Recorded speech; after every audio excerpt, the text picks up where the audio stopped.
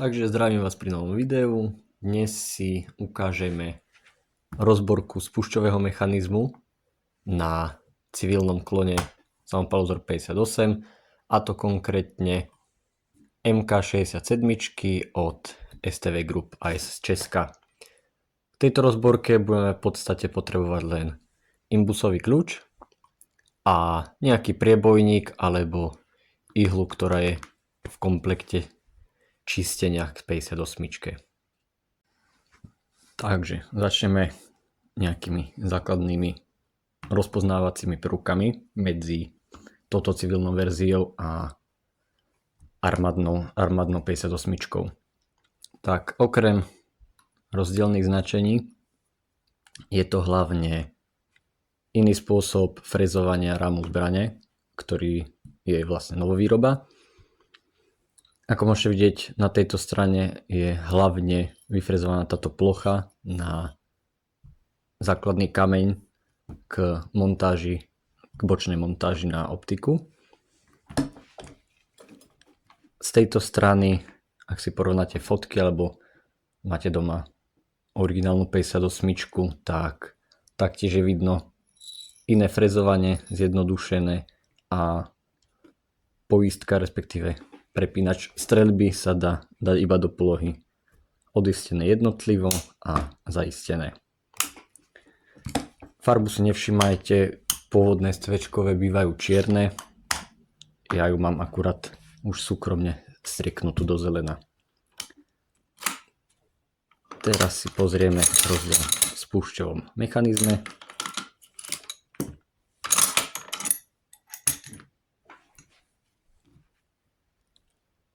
Spúšťový mechanizmus je v podstate robený z pôvodných dielov armádnych, akurát, že niektoré diely tu chýbajú a niektoré diely sú upravené.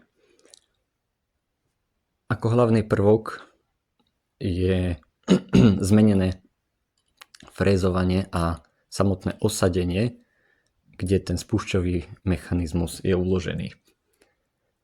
Je to urobené tak a kvôli tomu, aby sa to nedalo jednoducho prerobiť naspäť na automatickú alebo samočinnú streľbu.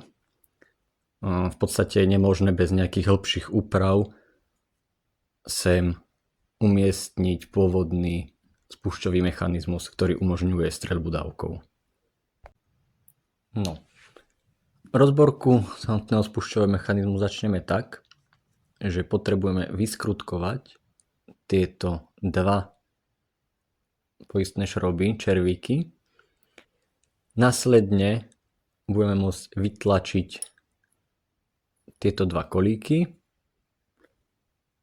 Potom zatlačíme na túto pružinu. Tu môžete vidieť takú priehlbinku. Zatlačíme na túto pružinu, budeme môcť vytiahnuť poistku, respektíve ten prepínač režimu streľby, a celý spúšťový mechanizmus vybrať a rozobrať. Po vybratí tejto pružiny je taktiež možné vybrať tento kolík a kolík, ktorý ho vlastne poisťuje, aby nám nevypadol. Takže rozborku začíname povolením týchto dvoch skrutiek.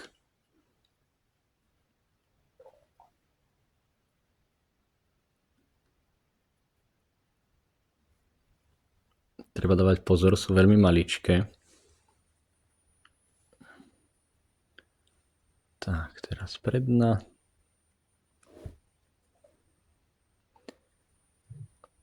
Možno to bude v niektorých prípadoch vyzerať, že to veľmi nejde, len na kameru sa to robí kúsok horšie. Ešte si netreba pomýliť, ale táto menšia skrutka je vzadu a väčšia je vpredu. Tak. Následne si môžeme vytlačiť tento kolík. Budeme tlačiť sem. Vyberieme a môžeme vybrať takisto záchyt spúšte. Ten je tam takto.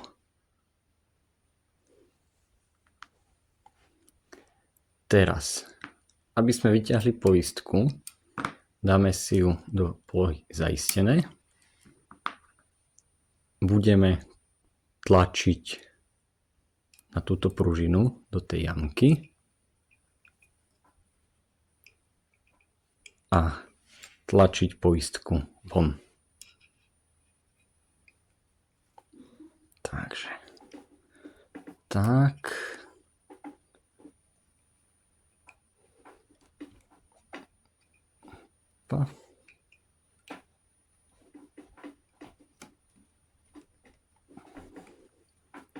Treba to fakt silno zatlačiť. Tak.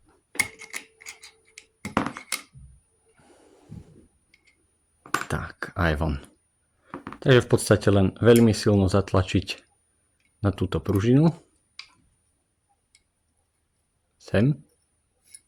A vytlačiť alebo vytiahnuť poistku. Ideálne, ak máte dve takéto ihly alebo priebojníky, že si s druhým tlačíte. Kľudne to môžete robiť aj tým imbusákom. Tak, teraz si môžeme vytiahnuť túto pružinu a to je jednoducho, že ju v podstate vytiahneme smerom dohora.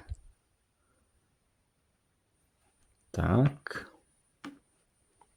Následne môžeme vytiahnuť tento kolík a vytiahnuť ešte kolíček, ktorý ho poisťuje.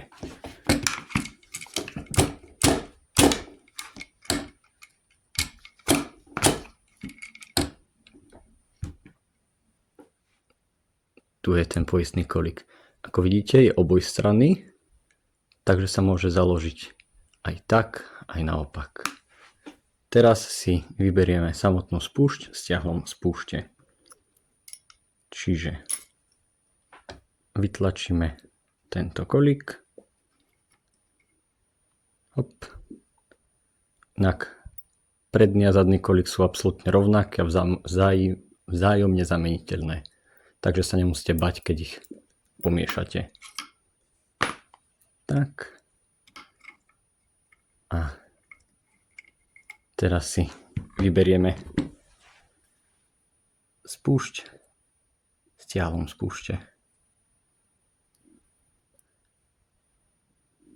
Nebudem to rozoberať už, ale v podstate, ak by ste chceli, tak vyklepete tento kolík a vyberiete pružinku a máte to. Tak. No a v tomto prípade máme v podstate rozborku spúšťového mechanizmu hotovú. Tak, teraz si prevedieme zborku. Takže začíname osadením spúšte s ťahlom. Tam jednoducho vložíme a založíme tento kolík, tento. Tak. Teraz si môžeme poistiť toto skrutkou, nezabudnúť, táto dlhšia ide dopredu.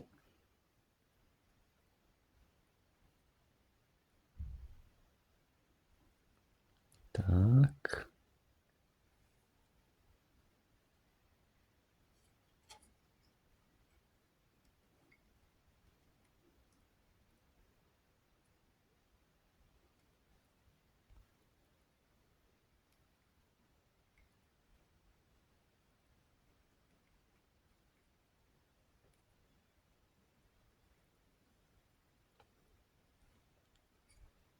Tak.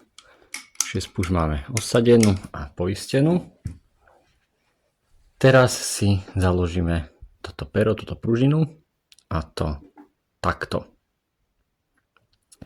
A táto časť pružiny nám musí zapadnúť do tohto vybratia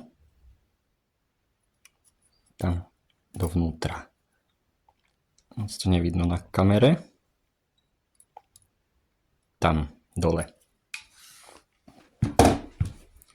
Tak. Čiže dám to dozadu a položím. Pekne sa nám to zachytí o túto skrutku. Teraz budeme zakladať poistku. A odporúčam zakladať ju takto, v podstate ako keď je zaistená. Pred dokončením zatlačenia, keď budeme potrebovať trafiť túto menšiu časť do diery, tak je dobré poistku ako keby páčiť takto. Hej? Tak. Aby nám to tam pekne sadlo. Čiže zatlačíme si pružinu.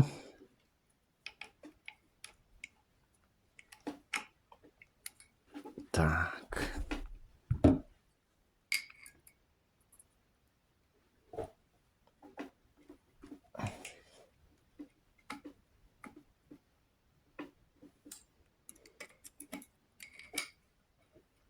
Tak. Toto tiahlo odpružené musí ísť popod. Popod tú poistku. Tak. Takže si ho zatlačíme.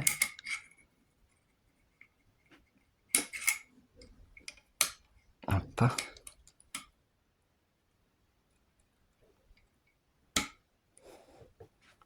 Tak. Ťahlo máme pod tým. Teraz tlačíme ďalej. A musíme dávať pozor, aby nám toto ťahlo nezaskočilo do tohto vybrania v poistke, pretože by nám potom poistka nešla zatlačiť. Čiže keď tlačíte poistku, treba periodicky dávať pozor a prípadne to ťahlo zatlačiť do dola. Tak. Zatlačíme.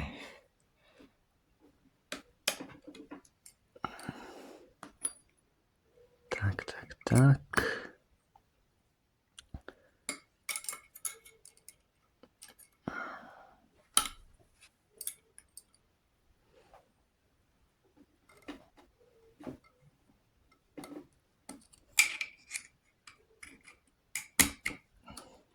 Tak. Teraz som si vlastne to ťahlo stlačil, aby mi tam vyskočilo. Opäť zatlačíme. Tak. A poistka je na mieste. Funguje nám. Ťahlo je takisto na správnom mieste. Môžeme pokračovať. Tak, teraz si osadíme záchyt úderníku. Ten tam ide takto. Aby sa nám tam lepšie zakladal, tak si zase zbraň zaistíme. A budeme ho dávať do tohto priestoru. Zoberieme si kolík, ktorý si tam čiastočne osadíme. Môžeme si pomáhať vlastne tou ihlou. Zoberieme ten záchyt. Opa.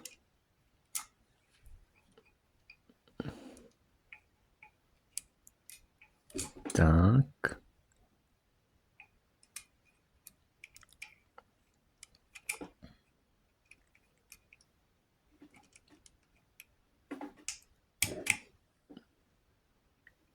Tak.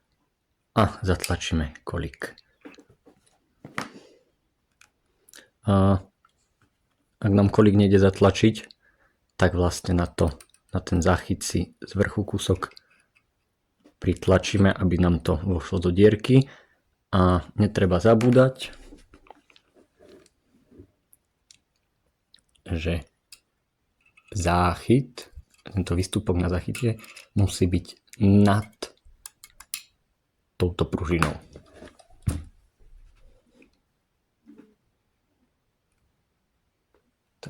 Tak.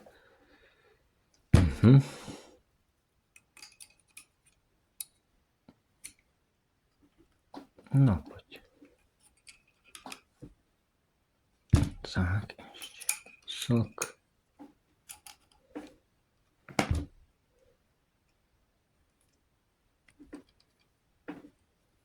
Prečo nám tam nechce zaskočiť?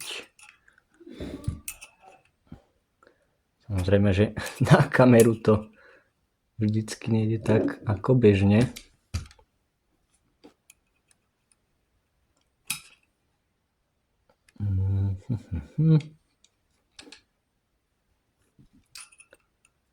Sa nám to tu saček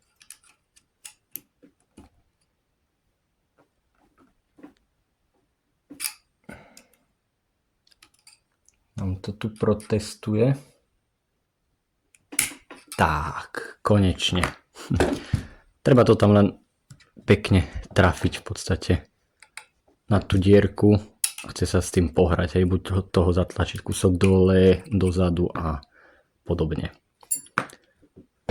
Zase funguje nám, ako môžete vidieť, keď stlačím spúšť, takisto všetko funguje. No, niektorí ste si možno všimli, zabudol som na jednu vec a to je založiť v podstate tento čap. A ten sa tam zakladá vtedy, čiže v podstate dáme si spúšť stiahlom, založíme si pružinu a kým je všetko voľné, tak si tam vopcháme kolík a následne tento čap. Potom už zakladáme poistku. V prípade, že to zabudnete, nevšimnete si to tak ako ja teraz, zjedneme to aj dobre, aspoň si to ukážeme. Tak nemusíte to celé rozoberať, ale máme v podstate dve možnosti. A to je tá, že zoberieme tento čap a braní nám tam ten poistný kolíček. Takže buď to, pri tom ako tlačíme čap dovnútra, zatlačíme tento kolík zhora, alebo budeme tlačiť na pružinu odtiaľto. Takže zoberiem si tento čap.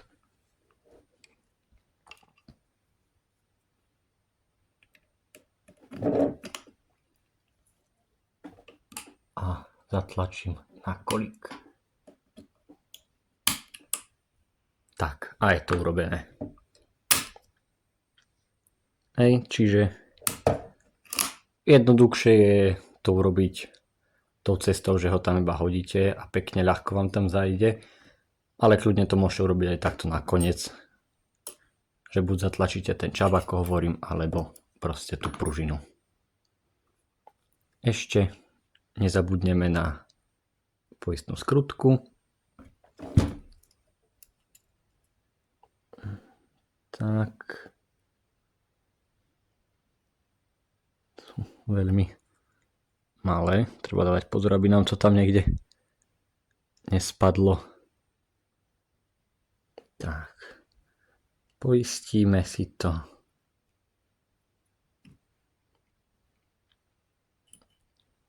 Dotiahneme aj tú prednú. A zborku spúšťového mechanizmu máme hotovú. Založíme si záver. Založíme si vratné ústrojenstvo. Odporúčanie, niektorí sú naučení, že vložia záver, stlačia spustia si úderník a až tak idú zakladať vlastne pružiny. Dá sa to aj takto, ale tým, že vrchná je dlhšia, tak si tú vrchnú tam dáte a potom môžete mať niekedy problém založiť, trafiť tú spodnú a dať to. Dá sa to, je to kúsok zložitejší spôsob. Jednoduchšie máte, necháte si úderník v zadnej polohe. Je to hlavne pri starších zbraniach, kde už môžu byť tie pružiny kúsok pokrivené. Dáte si do úderníka pružinu, do záveru stlačíte spúšť a tlačíte dopredu. Je to jednoduchšie a rýchlejšie. Tak.